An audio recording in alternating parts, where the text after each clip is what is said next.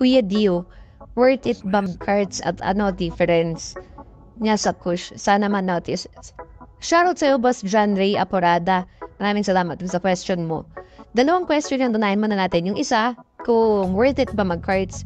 Kung nandyan ka sa Pilipinas, worth it na worth it. Bakit? Kasi sobrang discreet ng cards. Magiging malaking tulong yan, especially sobrang hirap. Sobrang hirap ng batas natin dyan sa Pilipinas. Habang illegal pa to. Yung difference naman niya sa push or dun sa flowers, kung flowers yung kinutukoy mo, is yung TH, yung sa hearts, concentrated na siya. Kinuha yung oil ng flowers, pinres yun, ginap. Tapos yung dagta niya, yun yung lumalabas, yun yung iniipon. So, sa pasarapan, mas masarap pa rin yung, syempre, yung cards. Pero iba pa rin yung feeling nang nagsisindi ka ng flowers. So, mas prefer ko pa rin yung flowers. Even, kung palakasan nga, mas malakas talaga yung cards. Kasi concentrated nga, mas taas na yung THC level niya, percentage. So, ayun. Maraming salamat. Sana nasagot ko yung tanong mo. Yun lang. Peace out.